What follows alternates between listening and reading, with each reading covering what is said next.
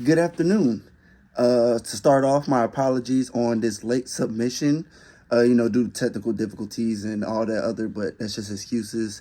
So I'm just going to get right into this final project. I would like to say I've had a great time this summer taking your summer class, and I'm glad it's finally getting ready to get over and start off the new semester.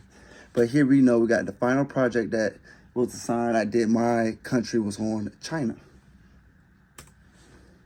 But yeah, with China, their cultural influences and how they do sports over there is like, it's way different from how we do it over here in the US. Like their cultural influences, like China has a rich basketball culture versus like how our basketball culture is rich here.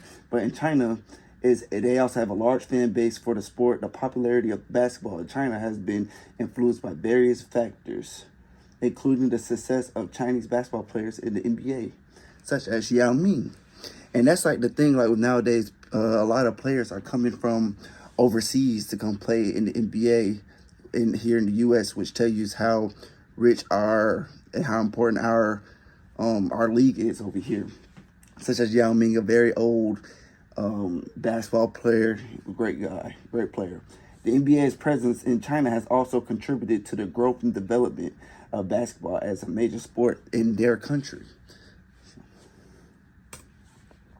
Also, with there's some takeaways you could take from China. Like they have some unique characteristics about themselves with their sports. It has a massive audience. China has a population of over 1.4 billion people, providing a vast market for the NBA. So that's a lot of people that can play basketball. That's just basketball. That's not even the other sports that China has to offer.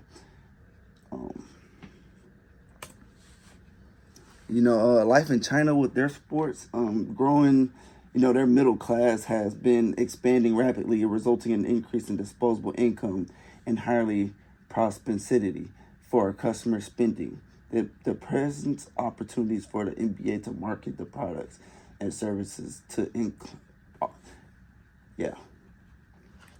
But yeah, in China, I just feel like since they're somewhat of U.S. partners, I think that with them, especially with now, I think the next Olympics is in Asia. I don't know about China, but I think it's in Asia if I'm not mistaken. I might be wrong, but that's how big of a role that their sports is over there.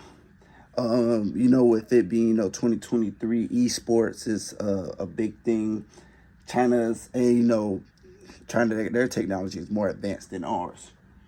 China is a global leader in esports and gaming, collaborating with esports organizations or establishing NBA-related gaming leagues and events could tap into this growing market segment and engage with a younger audience.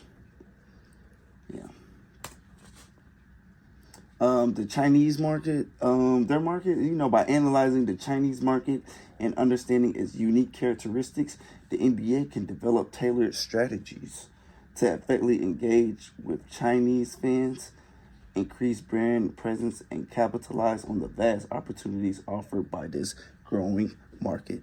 This market is starting to become big. I feel like China's is competing with the U.S. because I feel like, U.S., I think we're always going to be on top. No one can really compete with our leagues, but these overseas leagues are starting to become more popular now. Like in Europe, they're starting a new league, like a new football league.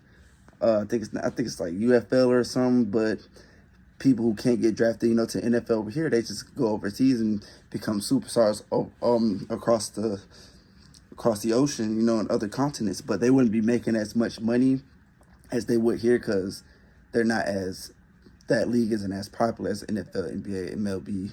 But as with those leagues, we're going into those countries and getting players ourselves, just like from the assignment we did earlier this summer, dealing with the Dominican Republic and baseball. Yeah, I learned a lot about that. And then the baseball and the Dominican Republic is not even the only countries they go to. They go to Puerto Rico, other countries to South America, a lot of Latin American. And they even go to China to get baseball players as well. So, yeah, that concludes my project. And thank you for everything. And thank you for accepting my late submission.